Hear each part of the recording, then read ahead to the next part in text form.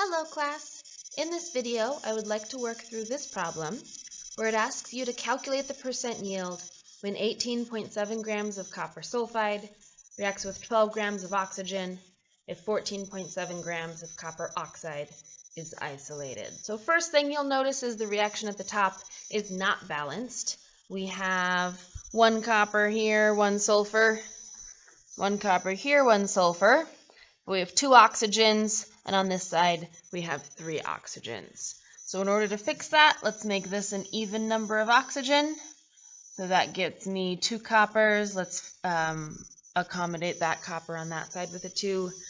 That gives me two sulfurs. So let me fix the sulfur on this side with a 2.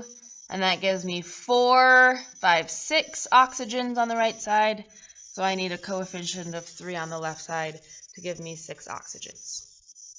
Now, in the actual calculation part of this, you might have noticed that there are actually 3 numbers given in the problem. We have an 18.7 grams of copper sulfide, the 12.0 grams of oxygen, and the 14.7 grams of copper oxide that are isolated. Recall a little bit that it wants percent yield. That's the ultimate thing we're trying to calculate. And so our percent yield is the actual divided by the theoretical times 100. And so one of these numbers that has been given to me is going to be my actual yield, or the yield that would have been recovered or isolated or produced if I had done this particular experiment in a laboratory setting. Some things to look for in order to identify that actual yield is going to be some of those context clues, like it's being produced, or it's isolated, or it's recovered. The other thing about our actual yield is it's in terms of our product. So if I'm looking at these different numbers, my 18.7 grams of CuS, that is one of my reactants. So I'm actually going to go ahead and put that there to kind of identify that as this amount coming from this reactant. Same thing with the second number, the 12.0 grams of oxygen. I'm going to label that coming from that second reactant. And then 14.7 grams of copper oxide is isolated. This CuO, that copper oxide, that's my product. So if I have a mass of my product, that means that this is the amount that is my actual yield. This is going to be what's isolated, there's our context clue, or formed if I were to do this in a laboratory setting. So my 14.7 grams is my actual yield. So eventually when I get all the way through this calculation, I'm going to end up with 14.7 grams of CuO over some number times 100. That's the very last calculation that I'll do in order to answer this question. Now, the number that goes on the bottom here is my theoretical yield.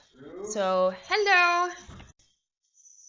Sorry about that. I got a little distracted. Someone came into my room. All right. Where was I? So, theoretical yield, this number on the bottom.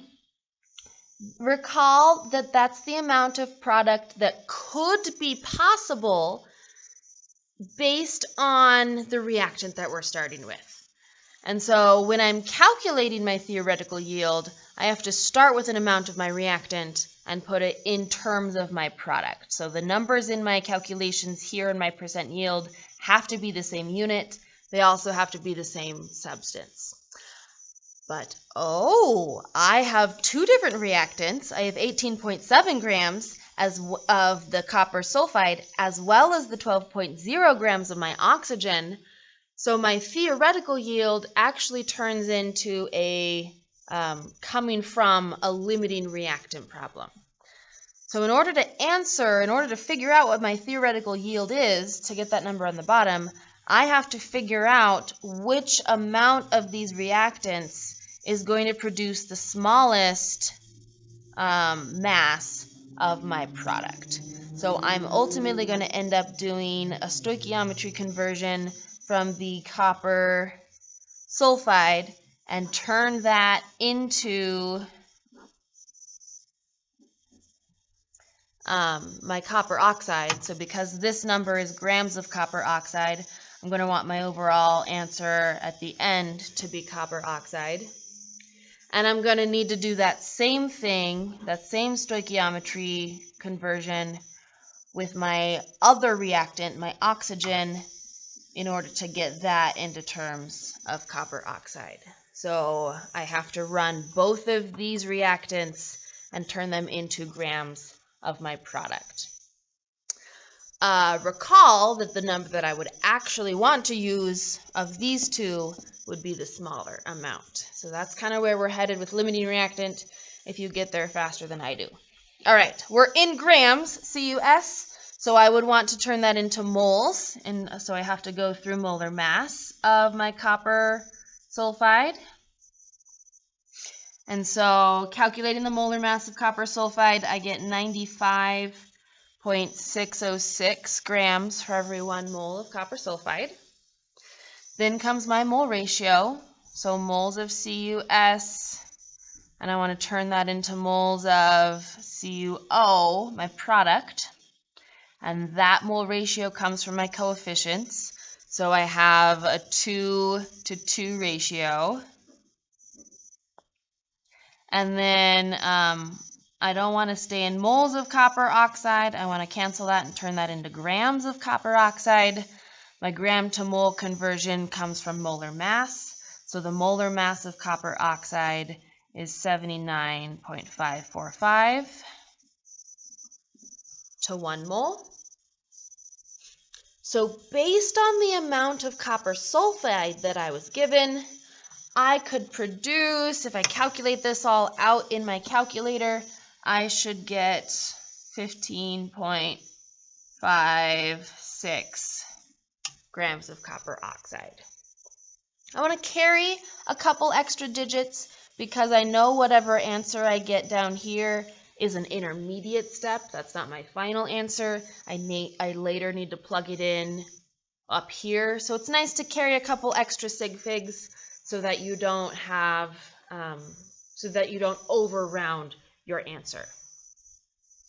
Then we need to do that same calculation with oxygen. So I have the 12 grams of oxygen. I'm going to go through the molar mass of oxygen. Then I'm going to go through that mole ratio to turn that oxygen into the copper oxide. Then I'm going to take that moles of copper oxide and turn that into grams of copper oxide. So very similar calculation. The only difference is I'm starting with oxygen. So 1 mole of oxygen is 31.98 grams. In this case, I have a 2 copper oxide to 3 moles of oxygen ratio. I still have the same molar mass as before. So my 12 grams of oxygen, it's possible to produce 19.898 grams of copper oxide based on the amount of oxygen that I'm starting with. Now, which of these numbers is my theoretical yield? It's going to be the smaller one. I'm never going to be able to form 19.89 grams of copper oxide because I run out of my copper sulfide.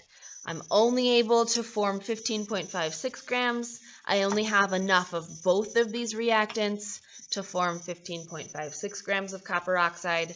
So this smaller number that I get is my theoretical yield. And that number is what I'm going to plug into my denominator of my original calculation for percent yield. So 15.56 grams of copper oxide. In the denominator, 14.7 divided by 15.56 times 100, you should end up with 94.5% yield for this particular reaction. I hope that was helpful. Good luck.